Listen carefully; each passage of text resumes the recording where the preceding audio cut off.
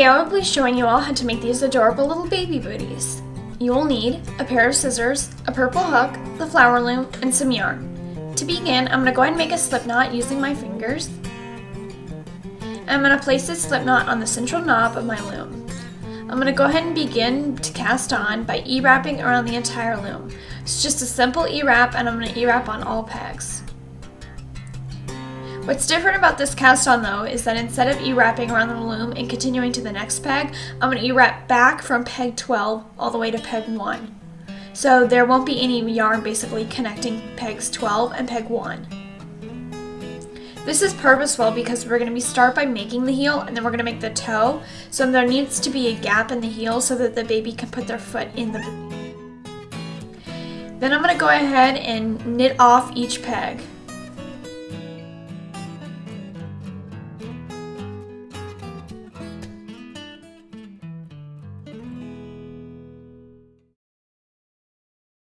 So now I'm going to go ahead and purl stitch each row.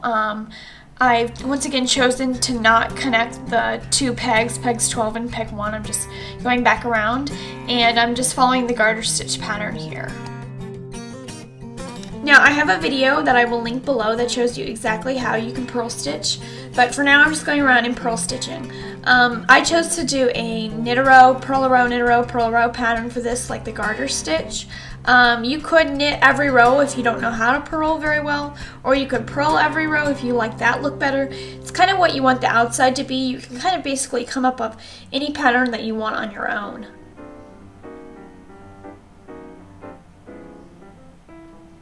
Alright, after purling that row, once again, I'm going to move my little loops to the bottom of the peg, to the bottom of the loom, excuse me, and I'm going to go ahead and E-wrap back around the loom.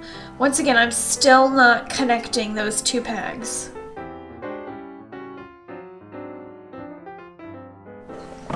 So I'm going to continue this knit a row, purl a row pattern for a total of 9 rows. So just continue that until you have done 9 full rows.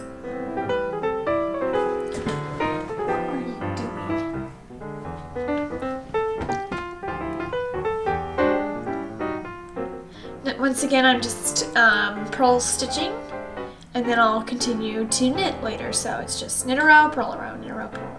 Alright, so I've done my 9 rows. Now you can see how long and lengthy it looks, and it looks great.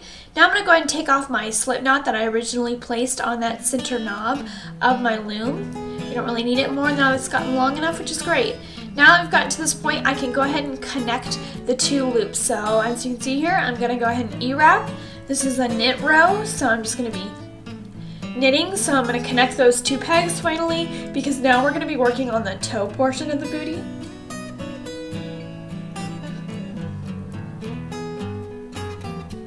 So after I've E-wrapped, I'm going to go ahead and knit off just as normal.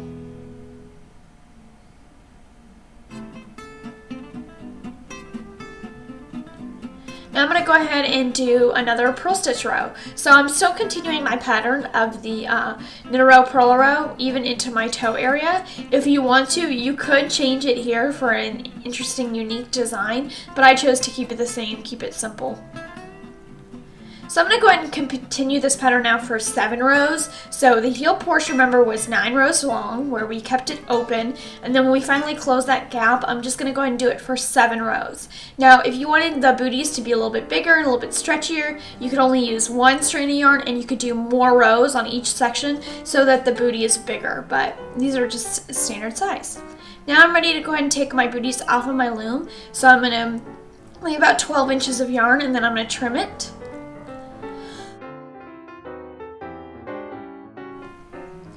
Then I've gone ahead and threaded my needle and put my yarn through my needle.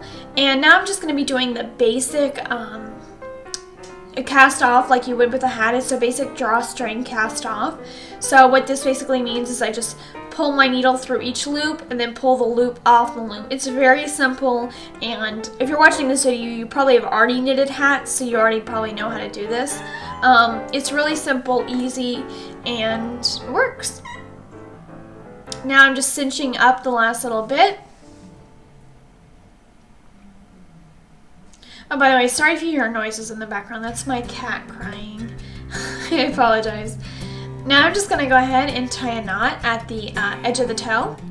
And then I'm going to trim off the excess yarn. Now the booty is currently inside out, so there I've just now turned it right side out. And I've gone ahead and threaded my needle, you can see, in some yarn. And I'm going to go ahead and be stitching up the heel. This part is extremely important in the tutorial. You really want to make sure you stitch this up well. I went over several times this heel area, stitching those, stitches together and stuff like that, and really reinforcing it, because this is the part that you really don't want to split when the baby puts its foot in or anything like that. You really want to make sure it's sturdy and stable.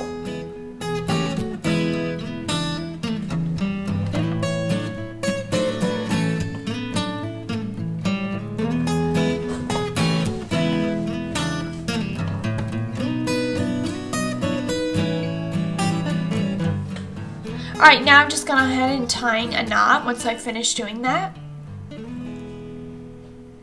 And I'm just going to be trimming off the excess with my scissors. And then I just tuck in that little end in the heel. Now you can add some final cute touches to your booty. I chose to do a little white bow on the toe of each booty.